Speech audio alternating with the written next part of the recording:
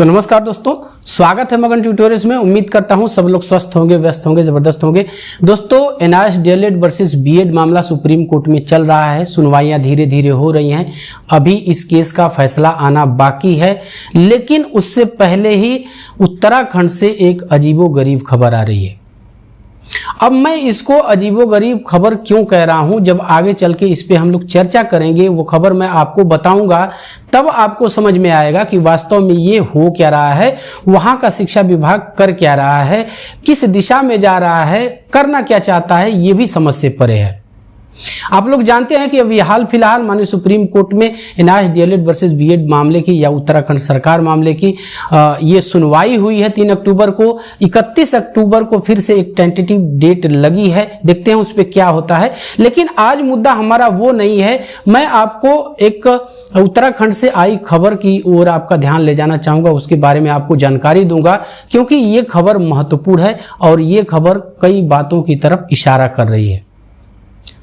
दूसरी चीज, थोड़ा सा इस केस के बैकग्राउंड में भी मैं आपको लेके चलूंगा, क्योंकि सारी चीजें तभी आपको समझ में आएंगी जब थोड़ा सा आप बैकग्राउंड में जाएंगे, तो खुद ब खुद सारी चीजें आप समझ जाएंगे। सबसे पहले चर्चा करते हैं उस खबर की कि वास्तव में वो खबर क्या है और किस संबंध में है।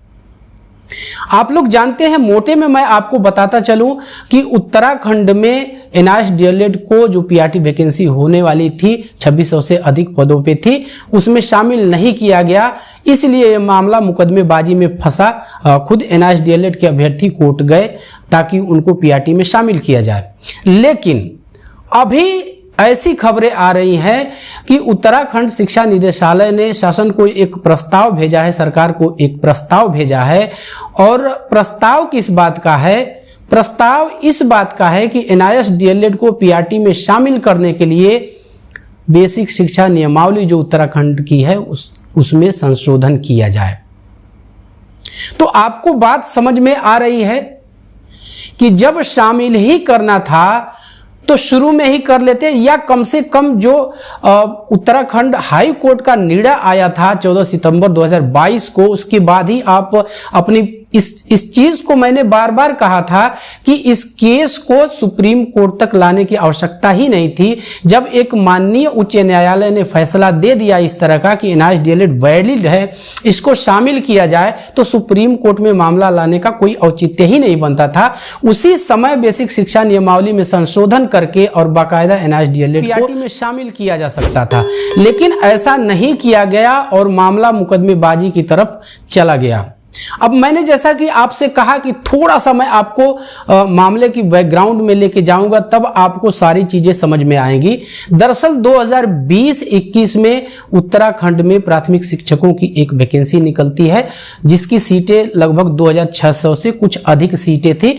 उस पर वैकेंसी निकलती है और उस वैकेंसी में सभी शामिल होते हैं, चाहे वो डीएलएड हो, बीएड हो, और एनआईएस डीएलएड को भी शामिल करने के लिए शुरुआत में उत्तराखंड सरकार ने 15 अक्टूबर, शायद जहां तक मुझे याद है 15 नवंबर 2021 को आदेशित किया था निदेशालय को कि इनको भी बाकायदा वैकेंसी में शामिल करते हुए इस जो वैकेंसी है इसकी प्रक्रिया को पूरा किया जाए। लेकिन वहां पे बीएड के अभ्यर्थियों ने विरोध शुरू कर दिया, साथ साथ जो उत्तराखंड डाइट है उसने भी विरोध शुरू कर दिया एनआईएस डीएलएड को पीआरटी में शामिल करने को लेकर के। अब सरकार, चूंकि बीएड की संख्या ज्यादा, हालांकि ये बात अलग है कि एनआईएस डीएलएड को बाहर कराने के लिए बीएड ने विरोध शुरू किया था, लेकिन अभी खुद ही वो अधर में फंस चुका है। खैर, आज हमारा वो मुद्दा नहीं है, हमारा मुद्दा एनआईएस डीएलएड है। तो वहां पे बीएड के अभ्यर्थियों ने विरोध शुरू कर दिया, साथ साथ डाइट ने भी विरोध शुरू कर दिया। सरकार को उनके आगे झुकना पड़ा और अंत में अपना ही दिया हुआ आदेश सरकार ने निरस्त कर दिया और साफ साफ उन्होंने कह दिया कि एनआईएस डीएलएड पीआरटी के लिए वैलिड नहीं है। अब एनआईएस डीएलएड के सामने कोई रास्ता ही नहीं बचा था। जो माई बाप है उनकी सरकार, उसने साफ साफ मना कर दिया था। तो अब उनके पास सिर्फ और सिर्फ एक ही रास्ता बचता था कि वो कोर्ट का रुख करें, और उन्होंने वही किया। उन्होंने कोर्ट में याचिका डाल दी और 14 सितंबर 2022 को उत्तराखंड हाई कोर्ट ने इनके यानी एनआईएस डीएलएड के पक्ष में निर्णय सुना दिया और सरकार को आदेशित किया कि एनआईएस डीएलएड को सम्मिलित करते हुए जो 2600 से अधिक पदों पे पीआरटी की वैकेंसी प्रक्रिया है उसको पूरा किया जाए। अब सरकार के पास एक ऑप्शन था वहां पे कि सरकार चाहती तो उसी समय निदेशालय से प्रस्ताव मंगा के नियमावली संशोधित कर लेती। मैंने बार बार इस चीज को कहा भी था कि सरकार उसी समय नियमावली को बदल के एनआईएस डीएलएड को पीआरटी में शामिल कर सकती थी, लेकिन फिर से एक बार बीएड अभ्यर्थियों ने दबाव बनाया और इसके दबाव में सरकार सुप्रीम कोर्ट चली गई।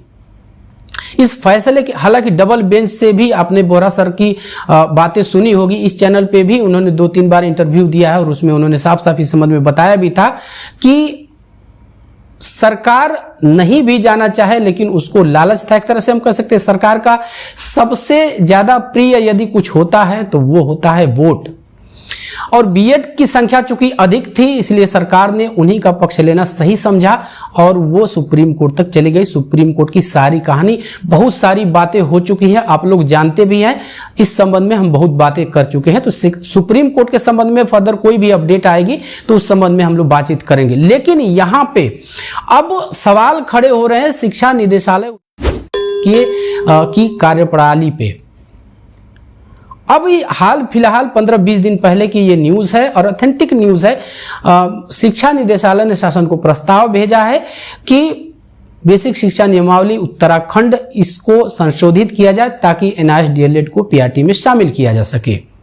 तो इसके कई मायने हैं। अब यहाँ पे बीएड के जो अभ्यर्थी हैं वो सरकार पे दोहरी नीति का आरोप लगा रहे हैं। वो साफ साफ कह रहे हैं कि यदि आपको शामिल ही करना था तो आपको सुप्रीम कोर्ट नहीं जाना चाहिए था। हालांकि पहले बीएड ही सुप्रीम कोर्ट गया था, इसके बाद पीछे पीछे सरकार भी गई है वहां पे। तो अब आरोप लगना, जाहिर सी बात है कि आरोप लगना यहां लाजमी है कि जब आपको शामिल ही करना था तो इनको बाहर किया ही क्यों आपने। बाकायदा जब हाई कोर्ट का फैसला आ चुका है तो फिर वहां पे उनको बेसिक शिक्षा नियमावली को संशोधित करके और सीधे वैकेंसी में शामिल कर लेते और ये प्रक्रिया अभी तक कभी का पूरी हो चुकी। लेकिन कहां से प्रक्रिया पूरी होगी, अभी ये मामला लटका हुआ है और हम लोगों ने आपसे बताया भी था कि शायद जिस हिसाब से गतिविधियां चल रही हैं ऐसा लगता है कि ये मामला कहीं लटक न जाए, क्योंकि सुनवाई अब धीमी थोड़ी सी हो रही है। लेकिन आपको चिंता करने की जरूरत नहीं, इस संबंध में जो कुछ भी होगा हम आपके साथ शेयर जरूर करेंगे। तो ये मामला आप लोगों ने समझ लिया है। अब इसके क्या मायने निकाले जा सकते हैं, या तो सरकार को ये लगने लगा हो कि एनआईएस डीएलएड सुप्रीम कोर्ट से जीत रहा है, इसलिए पहले ही जो नियमावली है उसको संशोधित कर लिया जाए ताकि एनआईएस डीएलएड को पीआरटी में आसानी से शामिल कर लिया जाए। एक तो मोटिव ये हो सकता है। दूसरा मोटिव ये भी है कि अभी चुनावी सीजन आने वाला है, आने ही जा रहा है, लोकसभा चुनाव होने हैं 2024 में, तो सरकार को उसकी भी फिक्र जरूर होगी और इस एवज में भी रिझाने के लिए, देखिए इनका काम तो वही होता है रिझाने के लिए, उन्होंने इस तरह का कदम उठाया है कि हमें डीएलएड की भी चिंता है। तो इस तरह की चीजें हो सकती हैं। लेकिन डीएलएड के अभ्यर्थियों को एक राहत की चीज जरूर है कि जब निदेशालय इस तरह का प्रस्ताव पहले ही भेज रहा है शासन को, तो कहीं न कहीं सरकार को भी ऐसा लगता है कि माननीय सुप्रीम कोर्ट से भी एनआईएस डीएलएड के पक्ष में ही फैसला आएगा। अब यहां सुप्रीम कोर्ट की बात उठी है तो हाल फिलहाल की 1-2 चीजें इस संबंध में मैं और आपको बताना चाहूंगा, और वो चीजें ये हैं कि कुछ नए संगठन आ रहे हैं और उनको एक तरह से हम कहें कि हमारे भी चैनल पे स्पैम कमेंटिंग की जाती है कि यहाँ के, मैं नाम नहीं लेना चाहूँगा, लेकिन कहा जा रहा है कि इनको आगे आना चाहिए, ये अपना मतलब ये सुप्रीम कोर्ट में लड़े, मामला कमजोर पड़ता जा रहा है, सही से बहस नहीं हो रही है। तो देखिए इन ऐसे लोगों से मैं आप सबसे कह रहा हूं, आप लोग यूनाइट रहिए, एकत्रित रहिए, एक रहिए। इस तरह के लोगों से आप सावधान रहिए। और हाल फिलहाल अभी बोरा सर का मैंने एक इंटरव्यू भी देखा था, उसमें उन्होंने कहा था यदि जो चाहता है कि इस केस में वो अपना कुछ योगदान करे या केस को खुद ही देखे तो वो आए, उसका स्वागत है। वो अपना नई आईए लगा दे, फ्रेश केस कर दे और उसको वो अपने हिसाब से हैंडल करे। और हमें जहां तक लगता है कि बोहरा सर ने इस केस को बिगिन टू एंड अभी तक वो देखते आ रहे हैं। उत्तराखंड की बात करें तो वहां पे सिंगल बेंच डबल बेंच से उन्होंने एनआईएस डीएलएड को जीत दिलाई। अभी सुप्रीम कोर्ट में मामला है और सुप्रीम कोर्ट में हालांकि हम लोगों ने पहले आपको अपडेट किया था कि कुछ जो इकोनॉमिक इश्यू है वो है, लेकिन उसको भी वो कहने के लिए तैयार नहीं है और हम अपनी तरफ से उनको फोर्स भी नहीं करना चाहेंगे। उनको जब ऐसी जरूरतें महसूस होंगी तो वो आएंगी।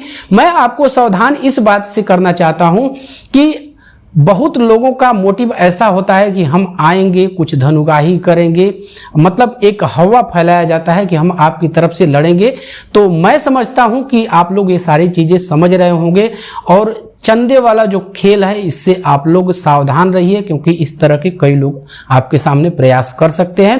केस अच्छा खासा चल रहा है और जिस तरह की अपडेट्स आ रही हैं उसको देख के ऐसा लगता है कि केस बिल्कुल अपने सही दिशा में जा रहा है। लेट लतीफी हो सकती है, ऐसा हो सकता है कि केस थोड़ा लंबा खींच जाए, लेकिन सरकार के जो हाल फिलहाल के कदम है उनको देख के ऐसा हमें ऐसी संभावना है कि ये केस ठीक ठाक है और शायद ये सुप्रीम कोर्ट के अंदर एनआईएस डीएलएड की विजय भी हो। तो बस दोस्तों यही था आज की इस वीडियो में। उम्मीद करते हैं कि आपको ये वीडियो पसंद आई होगी और चलते चलते वही रिक्वेस्ट दोस्तों, कृपया इस चैनल को लाइक शेयर और सब्सक्राइब जरूर कीजिए दोस्तों। जब आप ऐसा करते हैं तो हमें एक मोटिवेशन जरूर मिलता है। मिलते हैं अगली वीडियो में, तब तक के लिए नमस्कार।